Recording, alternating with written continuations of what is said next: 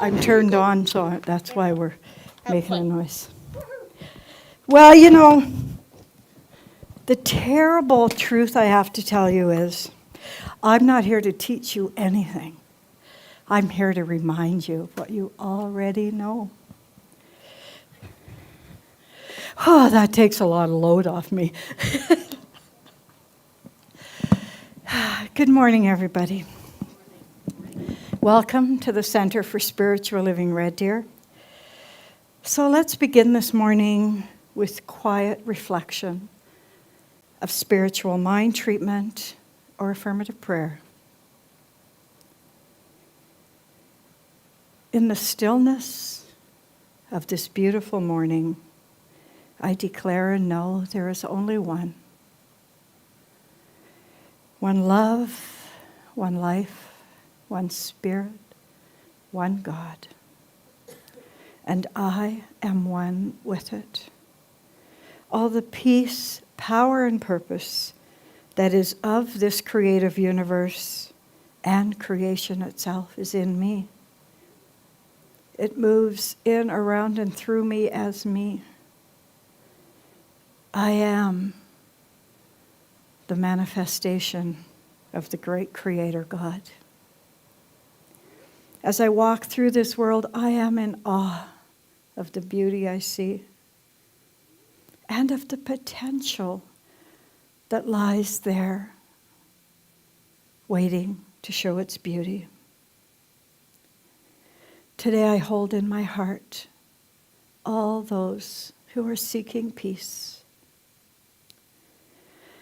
Through all different avenues, some of us through quiet contemplation, and others in a different way.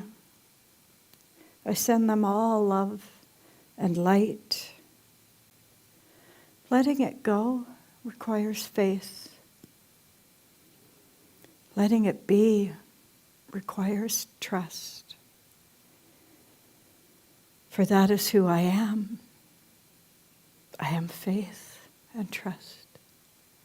With a grateful heart for the ability, opportunity, and inspiration to rise above circumstances in my life and in my world. My heart is filled with gratitude. Gratitude for this teaching, for my spiritual mind, body, and spirit that I can use and I'm grateful for. I release my word, knowing it is done, acted upon, and returned to me multiplied and overflowing. My cup runneth over.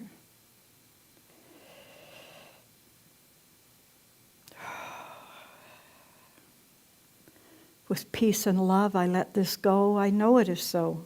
Together we say, and so it is.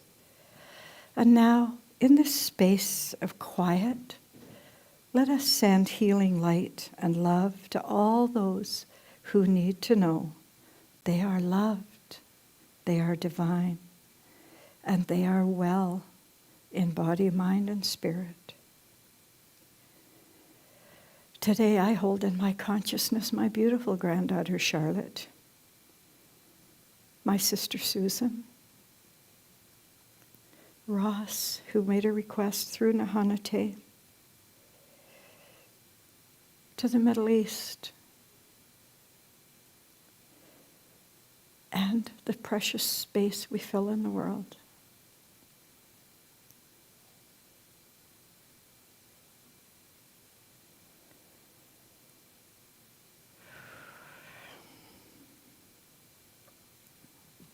Thank you.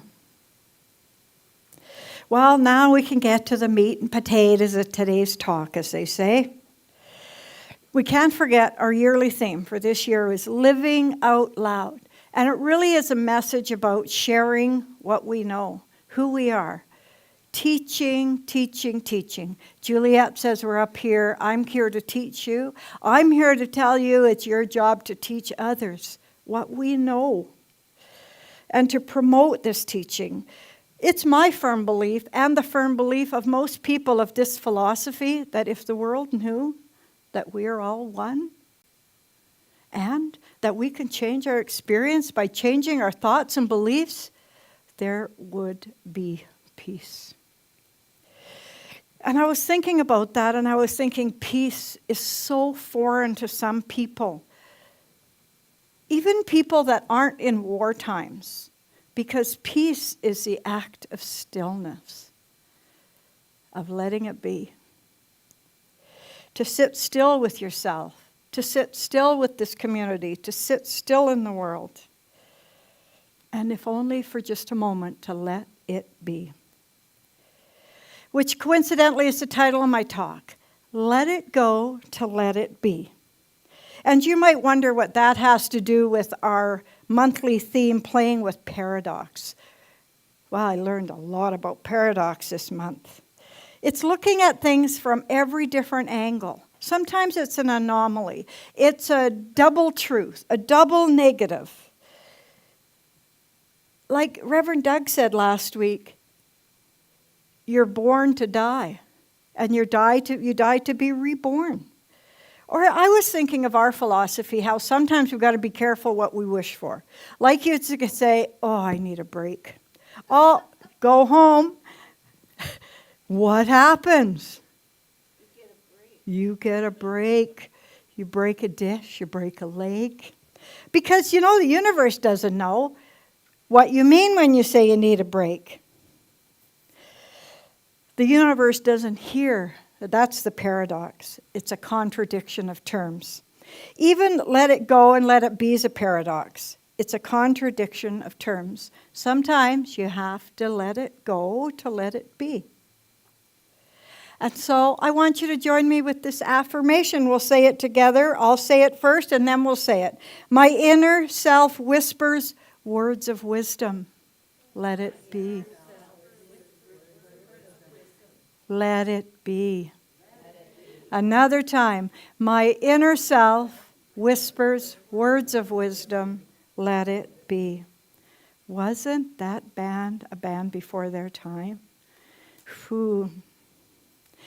And I was thinking about, while I was writing my talk, how am I going to fill this space about paradox? And I challenge every one of you to do this one time. Just pick a word like paradox, spend the whole week investigating it, researching it, writing down things about it. It'll change your world. It really gave me another thought about paradox. What a great world we live in. Oh, Maurice, what are you doing? He's our IT guy, If it's not working, I want to know why. The internet is a paradox because it's a double-edged sword. You can listen to half the people that say how terrible it is. You can listen to the other half of the people who say how great it is.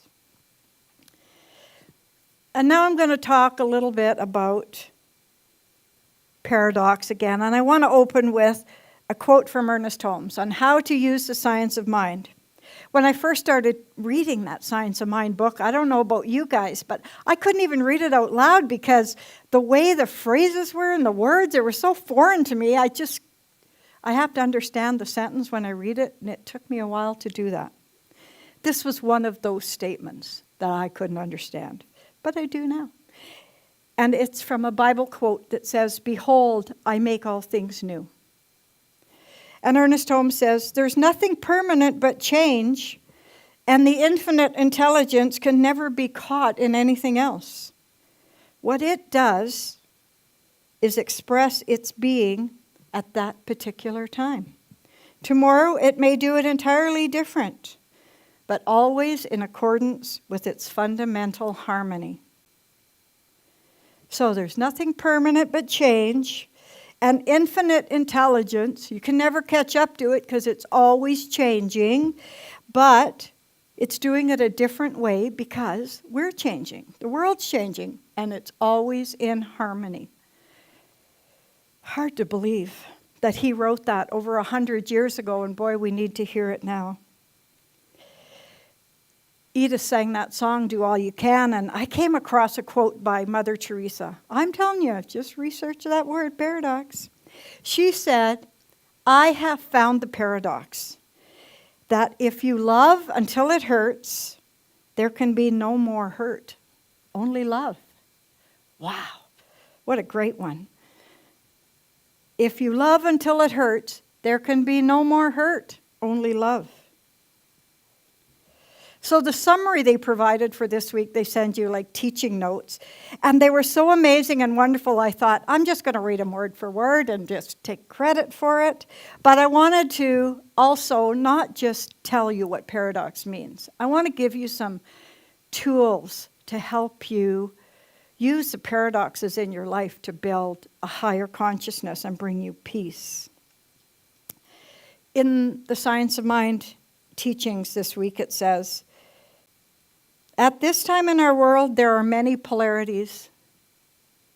We have been so trained, I put this in, we have been so trained to choose either or, that we've been unable to sometimes unwilling to look at another solution. I call it the third way. It's not either or, it's and. We're at a tipping point that requires us to step into a new way of being or risk being swallowed up by a world that's got an outdated mindset and it's no longer working. We have to change that either or mindset to an and mindset. The system taught us a way of thinking that's no longer sustainable. The system taught us that we had to choose between economic growth or taking care of people. We had to choose between taking care of ourselves or taking care of others. We had to choose between technological advances or the ecology. And the list goes on and on. Instead, we must focus on finding solutions and setting aside our differences of either or, because we can do it all. We can take care of people and still have economic growth. We can advance technologically and still protect our ecology. We can take care of ourselves and take care of others. It's not either or, it's the third way. So if we're open to seeing that, through all the challenges and obstacles in the world, we'll find many ways to let it be the third way. We can hold on tightly to our beliefs, our ideas, and the systems that Don Miguel Ruiz talks a lot about that were programmed. We can hold on to that, or we can practice this teaching and choose to be willing to let it go and build a better way. And that's the first part of my title, Let It Go. I believe in all circumstances, I believe there's a paradox in everything we do. Centers for Spiritual Living right now are standing on the forefront of leading this change. But we can only do it if we find a way to talk about who we are. And I really firmly believe that we lead by example, not by opinion. I know sometimes when I work bingo, people would say to me, "You're always so happy." I said, well, because I know the truth. Happiness comes from in here. Or how come you guys are always smiling? I used to think it was because we got a free supper, but it's not. But we do have a bingo on November 8th if somebody's looking to experience that. So we have to be teaching to step away from the either-or tyranny that we've lived in and find that new way, new possibilities that exist in the paradox and. Ralph Peters says, the greatest paradox of the 21st century is that in this age of powerful technology, the biggest problem we face internationally are problems of the human soul. Or I've seen it written quite well, that we've never been more connected and we've never been more lonely. What a paradox. However, I got some good news for you. Not all life paradoxes are big and unwielding. They're all just an opportunity for us to either let it go or let it be. I have to tell you a funny story. I bought new pantyhose today. Guess what? they don't stay up very good. So I had to decide when I was coming in here, am I going to let it go or let it be? I chose let it be. So they're not going anywhere. And I want to talk to you about, Audrey said to me, Gord, can you go and check? Okay. Audrey said to me, what are you doing? You're losing weight. I said, you know what? I stopped worrying about it. I was doing intermittent fasting. As soon as I stopped thinking about it, it consumed every moment of every day. And I didn't even know I was losing weight till people started saying to me, hey, I think you're losing weight. Wow, what a good example of let it be. Let it go. You know, I found this website. I got to find out whose it was. It was called Wise Life Therapy. And he's got this 7 life paradoxes to help you find peace. And I plagiarized them a little bit. I changed them a little bit. But it all started with a paradox that shows you in this way of bringing our feelings into ourselves, we can let it be. So the first one is, giving time creates time. Well, isn't that funny? Because when you feel stressed and overwhelmed and you think you don't have time for anything, give more of your time to people and things you care about. That actually creates a sense of more time because it creates a sense of accomplishment. So giving time creates time. Everything is our own creation, even time. Isn't that something? If we give more, we get more. We hear that a lot. And bring on that feeling of, I have more time. I let it be. And the next one is accomplishments start with doing nothing. Wow, how does that happen? Accomplishment starts with doing nothing.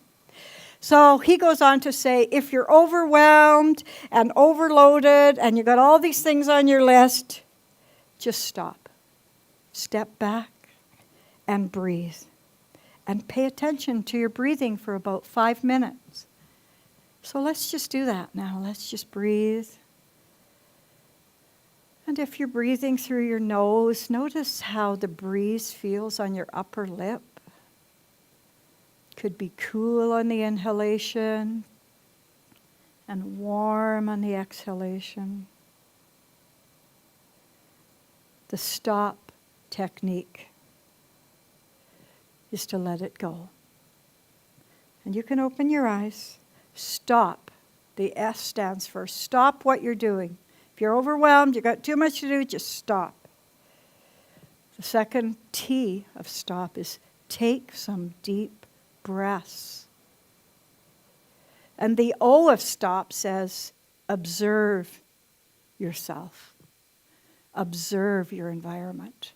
Observe your body. And just notice who and what's around you. Sometimes your environment creates that feeling of overwhelmingness. And then you can move on to P, proceed. Then move ahead.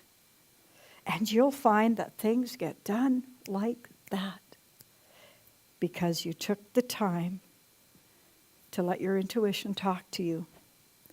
Let your intuition be your guide. The next one is, yesterday is history and tomorrow's a mystery. Well, what does that mean? Well, it means that tomorrow is a mood builder upper. It increases your endorphins. Sometimes yesterday's a downer, a mood buster they call it. But you'll feel happy almost immediately if you start to think of something that you're going to do in the future. What your plans are, a pleasurable activity or an event that you've planned. It's called anticipatory joy. It's a real thing. And in fact, the anticipation brings more joy than the actual event. Let it be. And then on number 4, to make a decision, stop trying to make a decision.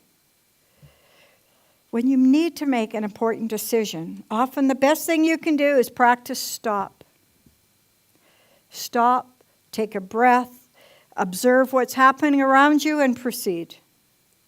And more important, when you stop trying to make a decision, the decision will reveal itself to you. Let it go. The decision is already within you. And the next one is, sad music brings peace. What? How can sad music bring you peace? Well, when you're feeling sad or low, listen to sad music. Read a sad book. Watch a sad movie. Chances are you're going to feel better because it really helps you focus on the experience and the appreciation of your own life. I read this book once, probably before I started this philosophy called Don't Shoot the Buddha. And I had it on my shelf for a long time. Has anybody else read it? It was, you'd think it was something very different. So anyway, it was the Buddhist teaching. He had this Buddhist, did a workshop. And he had everybody write their problems on a piece of paper and put it on the tree. And they were so mad because they had to write all the terrible things that happened to themselves and put it on the tree. And then the next day they went back to the workshop thinking, now what? He says, okay, now I'm going to give you a gift. You go to that tree and you can take anybody else's problem. You don't have to take yours. You can take anybody's problem. And people walked around that tree and they read what other people wrote. And 100% of them said, I'll keep my own, thanks. So that was another double-edged sword because Ernest Holmes says we're given the answer before we're given the problem, which is a more intellectual translation of God never gives you more than you can handle. That always bugged me. I really liked that Ernest Holmes said you're given the answer before you're given the problem. So that can help you feel better by appreciating everything that you have in your life. And then less is more. We all know that. And we're really seeing that all around. People are decluttering and getting rid of stuff, and secondhand stores are bulging at the seams. If anybody in this world thinks there's any lack, go to a secondhand store. So when you're juggling multiple life challenges or goals, how about using less is more for that? If you've got a lot on your plate, a lot of challenges, a lot of things to do, you may discover that when you do less, it actually results in more, as in more satisfaction. You might not do as many walks around the block, but practice more self-love, self-acceptance, especially over the long haul, when you let go of something that you feel obligated to do, and just take care of yourself and let it go. And the last one is our final paradox, which is about self-acceptance. Because without self-acceptance, you can't ride the paradoxes of life. And I'm going to read something that Carl Rogers wrote on life paradoxes. His wisdom and kindness have long led the way for many people, he says.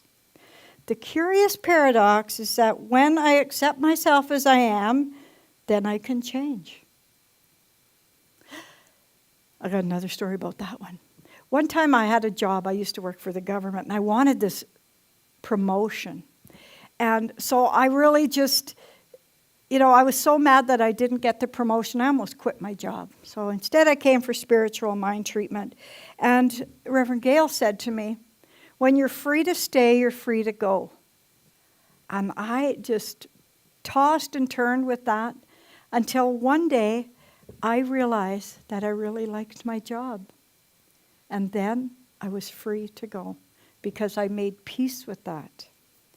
So when he talks about self-acceptance and when I accept myself, then I can change. Wow, that is a tough one. And I'd like to close with this same quote from Ernest Holmes. There is nothing permanent but change, and the infinite intelligence can never be caught in anything it does. What it does expresses its being at that particular time. Tomorrow it may do it in an entirely different way, but always in accordance with its fundamental harmony. It's up to each one of us to answer the call of paradox. Are you willing to let go of what you've always known and step into a new possibility, to let it be, to practice the third way, to let it go? I printed out those 7 paradoxes to help you feel better, and it's copied from Wise Life Therapy's website. Thank you for being willing to let it be, to let it go, to be the change, and to affirm with me one more time, my inner self whispers words of wisdom. Let it be. Let it be. Thank you. I am Rev Joanne Faith, Peace and Love Boruck, and I wish you all a beautiful week of paradox, possibilities, and anything else your heart desires. Have an amazing week.